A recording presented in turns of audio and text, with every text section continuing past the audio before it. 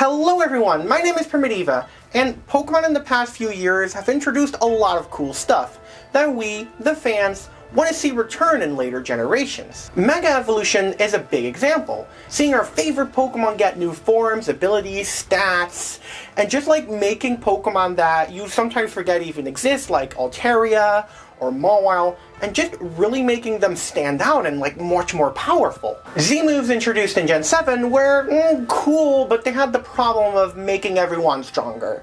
You know, because if the ones on top are just getting stronger just like everyone else, they're gonna remain on top. But then Sword and Shield came around and removed both, and replaced them with Dynamaxing and Gigantamaxing.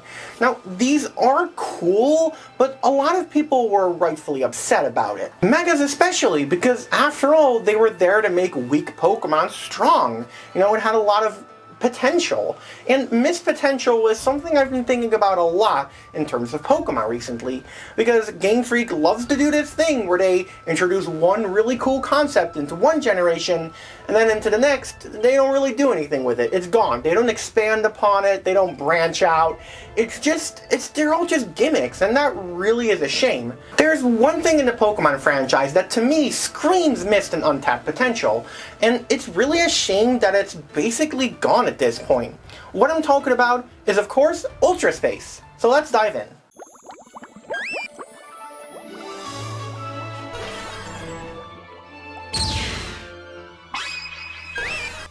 Alternate universes were always kind of a thing discussed in the Pokemon community. Like, what if every game cartridge is a different universe, where one person chooses Bulbasaur and the other chooses Squirtle? Version-exclusive Pokemon are, in reality, a cheap marketing ploy, so you'll buy 2 games instead of 1, but in the fandom, they can be seen as 2 different universes, where one Pokemon species survived and the other didn't. If you look at Pokemon Ruby and Sapphire, well, aren't they just 2 different universes? One where Team Magma awakens Groudon, and one where Team Aqua awakens Kyogre. One game where Dialga is awakened, one where Palkia is with Diamond and Pearl. I could go on forever, but I think a fair number of Pokemon fans have, at the very least, have had slight headcanons about this, if not just straight up theories. Back when nothing was ever confirmed, it was just a fun thought experiment, until Oras was dropped and Zinnia pretty much confirmed alternate universes. One Hoenn where Mega Evolution existed, and one where it doesn't. A lot of people's jaws rightfully were dropped, but this was only 2 universes.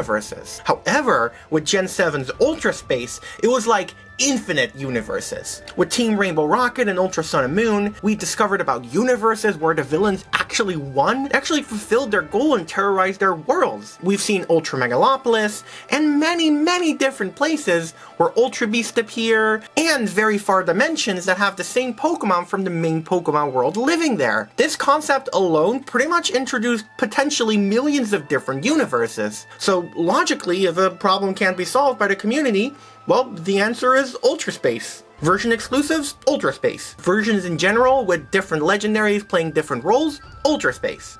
And Ultra Space is the perfect example of introducing something in the previous generation, with Zinnia confirming 2 universes, and then in the next generation, expanding upon it so much more. But surely you can't expand on something like Ultra Space more, right? How do you even go about branching out?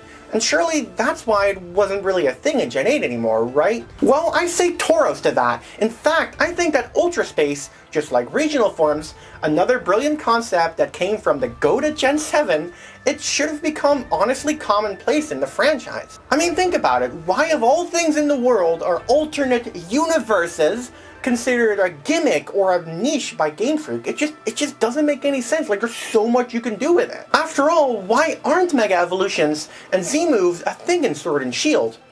Well, maybe it's because Sword and Shield takes place in a different universe, and that's why Dynamaxing and Gigantamaxing became a thing instead. You know, to fill that niche, sort of. Obviously, Alola and Kalos, they still exist in this universe, but Mega Evolutions and Z-moves, yeah, there's like no reference found at all in Sword and Shield. While technically Ultra Space is a thing in Generation 8, it's not really anything special. It's just there in the Crown Tundra for you to catch legendaries, and Ultra Beasts as well. It's not really expanded upon or branched out of, it's just there because it had to be. Same with the Beast Balls. Honestly, I think that Ultra Space should have been incorporated into the main story of Sword and Shield, because if you look at Eternatus, well, that doesn't look like a Pokemon, does it? It doesn't look like a conventional Pokemon. It looks out of this world, it looks alien, it looks strange. Kind of like, well, an Ultra Beast. Eternatus could have easily turned into an Ultra Beast. Just change its origins from space to Ultra Space. I mean, Ultra Space exists in the Crown Tundra, so Eternatus could have just come from an opened hole somewhere 20,000 years ago. I mean, come to think of it, how do people even know it was inside of a meteorite that long ago? Was someone just there, or was it perhaps misidentified as being from space? Not to mention, I mean, come on, let's be real, Eternatus doesn't fit in with the legendary dogs. It looks completely different. And, in its Eternamax form, it can warp time and space.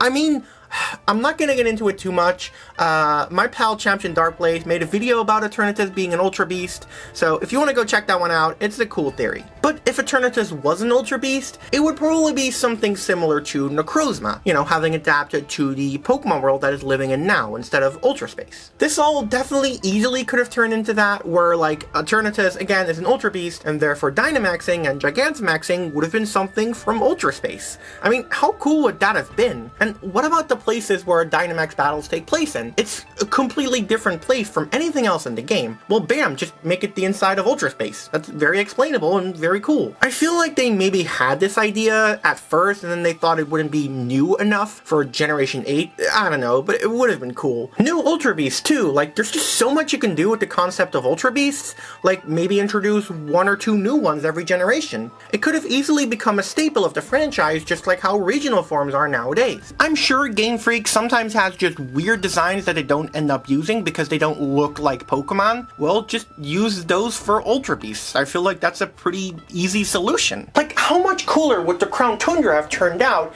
if you could actually catch some new Ultra Beasts during your Dynamax adventures, like maybe 1 or 2, and then they were behind the whole opening in the first place? Heck, you could even see the Ultra Recon Squad again, and they could like tell you that they're from another universe where Pokemon could evolve once more into battle and perform super powerful moves in game, and also perform extremely powerful moves one battle at a time. And then they're like, oh cool, you have this Dynamax and Gigantamax thing. That's very similar to our universe. And they could even mention that Galar's Darkest Day is very similar to when Necrozma stole the light of their universe. Honestly, that's like such a big coincidence, it honestly should be like connected. I mean, come to think of it, were there even characters that appeared in previous generations in Generation 8? Like, there was no Red, no Cynthia, so I think that the Ultra Recon Squad, like, would have fitted perfectly if they were to, you know, I mean, they even could have appeared in the DLC, I don't know why they didn't. It's kind of dumb thinking about it. That should have happened. Heck, remember how Poipole is a starter? Yeah, it's straight up a starter from where they're from. So, cool, we got a poison starter type. Cool, unique, interesting. What's up with that? Where are the other starters? What typings are they? What do they look like? Do they look like insects? Do they look like dragons? Do they look like lizards, mammals? This has never been answered, and honestly, answering all these questions in Sword and Shield would have been the perfect thing to do. You know, sprinkle some hints in Generation 7, then boom, answer it all in Gen 8. Could have been perfect. Do these people even have water, grass, and fire-type Pokemon there? Are they not readily and easily as available? Do they have gym battles? Like, what's going on there? You gotta remember that these people, they fight completely different to how we do it. In their universe, Pokemon ownership isn't a thing. Likely meaning that they don't go around throwing balls at random creatures and putting them in a tiny prison, kind of. Actually, come to think of it, N would love that universe. Instead, the Pokemon choose to use their powers willingly to help out their trainers, which is honestly like such a unique and cool concept, and it's just a real shame that GameFreak did nothing with it. They were just like, hey, it's there and we're never gonna do anything with it. Now it's just like, hey, Ultra Space is there in Generation 8, but you can use it to catch Buzzwole again. Yay! I've heard some people online say that Ultra Space could have become a tool of convenience for GameFreak if they kept going with it. You know, instead of having everything on a cohesive one timeline, they could just be like, oh, it's Ultra Space if they mess up. But honestly, I couldn't disagree more. I think it's a very useful way of looking at mythology, lore, and just everything else the Pokemon universe has to offer. Like, there's infinite possibilities, there's just everything, a lot more, the endless possibilities, everything that could have happened, everything that didn't happen. I just think it's a real shame that GameFreak does nothing with this concept anymore. And I'm sure that just like with Generation 8 and Generation 9, it'll be used to once again catch Buzzable. So, but hey, one can hope, right? Maybe GameFreak one day will go back to their old loved features and improve upon them. Kind of like how they did with following Pokemon in the DLC, right? You can hope, one can hope, right? But yeah, that was the video. What do you think of Ultra Space? Do you think it's a really cool concept, or just a weird gimmick that GameFreak was probably right in dropping? Let me know in the comment section down below. If you enjoyed this video, be sure to hit that like button and subscribe if you haven't already. I got lots of cool stuff on the channel, and always more coming soon. As always, I want to give a massive thank you to my assistant professor and lecturer patrons: Ty Burns, Glimba331, Michael Piccirilli, DeltaMajora, and Gwen Joy. Y'all are the best, and thank you for the support. And with that being said, I hope y'all have a good day, night, or morning, and as always, take care.